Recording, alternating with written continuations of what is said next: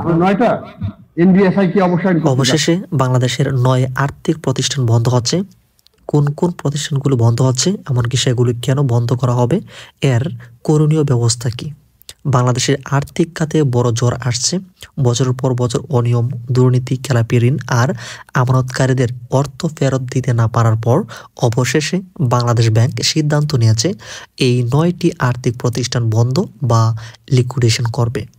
এই প্রতিষ্ঠানে গ্রাহকদের আটকে আছে 15,000 কোটি টাকারও বেশি, এমনকি মোট খেলাপি ঋণ 25,089 কোটি টাকারও বেশি রয়েছে। তো আজকের এই ভিডিওতে আমি এই পুরো বিষয়টি পরিষ্কার করে দিচ্ছি, কোন 9টি আর্থিক প্রতিষ্ঠান বন্ধ করা হচ্ছে, কেন তারা বন্ধ হচ্ছে, এমনকি আমানতকারী হলে আপনার করণীয় কি।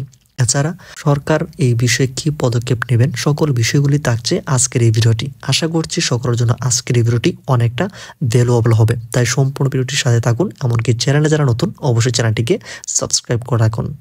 প্রথমে আমরা আসবো কোন 9টি আর্থিক প্রতিষ্ঠান বন্ধ হচ্ছে সেই বিষয় নিয়ে। তো বাংলাদেশ ব্যাংক ইতিমধ্যে ব্যাংকের সর্বশেষ নির্দেশনায় বন্ধ বা লিকুইডেশনের যে তালিকা সেটি কিন্তু দেওয়া হয়েছে। এখানে আমরা প্রথমেই আমরা দেখতে পেয়েছি রয়েছে people's leasing and financial services, PLFS। এটি হচ্ছে প্রথম আর্থিক প্রতিষ্ঠান যেখানে সবচেয়ে বেশি আমানত আটকে থাকা প্রতিষ্ঠান, বছরের পর বছর গ্রাহকদের অর্থ ফেরত না দেয়া। দ্বিতীয় যে আর্থিক প্রতিষ্ঠান রয়েছে সেটি হচ্ছে international leasing and financial services, ILFSL। এটি বড় বড় খেলাপিদের পাল্টা দাবির মামলায় ডুবে গিয়েছে। 3 নম্বর রয়েছে Bangladesh industrial finance company, BIFC, যেখানে খেলাপি ঋণের হার 80%-রও বেশি। 4 নম্বর রয়েছে FSA বা ফার্স্ট ফাইন্যান্স অ্যান্ড ইনভেস্টমেন্ট, যেখানে ভয়াবহ অনিয়ম, হিসাব জালিয়াতি, এমনকি রিকভারি শূন্যের কাছাকাছি রয়েছে। 5 নম্বর রয়েছে ফারেস্ট ফাইন্যান্স অ্যান্ড ইনভেস্টমেন্ট, এখানে বোর্ড ম্যানেজমেন্ট দুর্নীতি, সম্পদ কমে গিয়েছে, যার কারণে এইগুলো খেলাপি ঋণের মধ্যে রয়েছে। 6 নম্বর রয়েছে আবিবা ফাইন্যান্স LTD, দায়গ্রস্ত, এমনকি মূলধন ঘাটতি রয়েছে এখানে। 7 নম্বর রয়েছে GSP ফাইন্যান্স কোম্পানি, এখানে মূলত NPL অত্যধিক কার্যক্রম অচল অবস্থায় রয়েছে।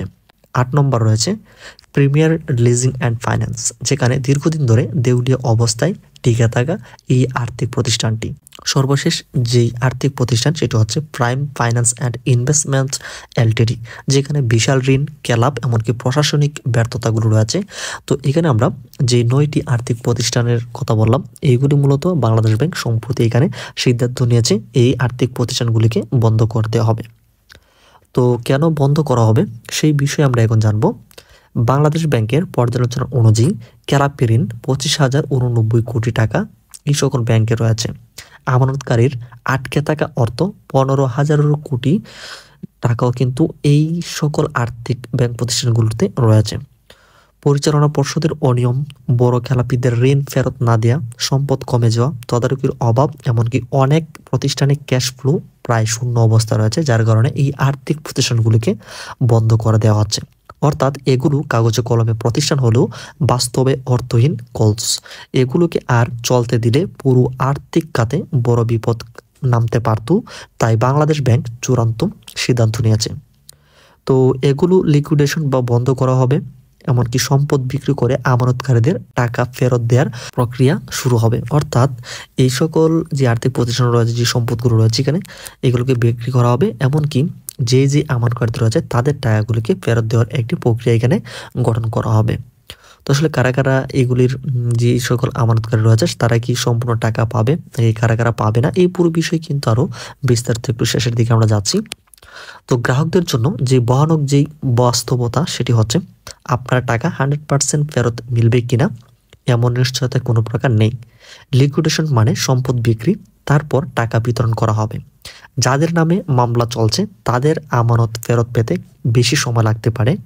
পিপলস লিজিংয়ে সবচেয়ে বেশি আমানত আটকে আছে, অর্থাৎ এই যে আর্থিক প্রতিষ্ঠান রয়েছে পিপলস লিজিং, এখানে সব আমানতটা অনেকটা বেশি রয়েছে।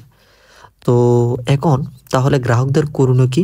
তো সেই বিষয়ে আমরা যদি আসি, এখানে আপনার আমানতের প্রমাণপত্র নিয়ে নোটারি কপি তৈরি করতে হবে। এটা ভবিষ্যতে কাজে লাগবে যখন আর্থিক প্রতিষ্ঠানগুলোকে বন্ধ করে, যখন সম্পদগুলি বিক্রি করার পরে যখন এটি দেওয়া শুরু করবে, সেই ক্ষেত্রে এগুলি আপনার টাকা লাগবে, এগুলোর প্রয়োজন হবে। দ্বিতীয়ত আর যেটার প্রয়োজন হবে, বাংলাদেশ ব্যাংকের financial integrity and customer protection সেলে অভিযোগ করতে হবে। তৃতীয়ত, সংশ্লিষ্ট প্রতিষ্ঠানের লিকুইডেটর নিয়োগ হলে তার কাছে দাবি দাখিল করতে হবে। চতুর্থত, কোনো দালাল, ফিক্সার বা বেসরকারি মধ্যস্থতাকারীর ফাঁদে অবশ্যই এটা যাওয়া যাবে না। পঞ্চমত, ভবিষ্যতে কখনো কোনো এনবিএফআইতে অর্থ রাখার আগে অবশ্যই এই পুরো বিষয়গুলিকে ভালোভাবে জানতে হবে। এমনকি NPL plus CRAR plus BB rating অবশ্যই চেক করতে হবে। ষষ্ঠত, ব্যাংকিং সেক্টরের নিরাপত্তা অবশ্যই সেগুলিকে ভালোভাবে দেখতে হবে। আর অবশ্যই শিডিউলড কমার্শিয়াল ব্যাংক ব্যবহার করতে হবে। তো মোট কথা হচ্ছে, আজকের সিদ্ধান্ত কঠিন কিন্তু প্রয়োজনীয়। বছর পর বছর ধরে চলা দুর্নীতি, অনিয়ম আর খেলাপির কারণে এই 9টি আর্থিক প্রতিষ্ঠান বন্ধ হওয়া এখন সময়ের দাবি। আপনার টাকা, আপনার ঘাম, আপনার পরিশ্রম সেটা যেন আর কখনো ভুল হাতে না পড়ে, তাই সতর্ক থাকুন। আর্থিক সিদ্ধান্ত নেওয়ার সময় অবশ্যই সচেতন থাকতে হবে। তো এরকম ব্যাংকিং রিলেটেড পরবর্তী ভিডিওগুলোকে পেতে অবশ্যই চ্যানেলটিকে সাবস্ক্রাইব করে রাখুন।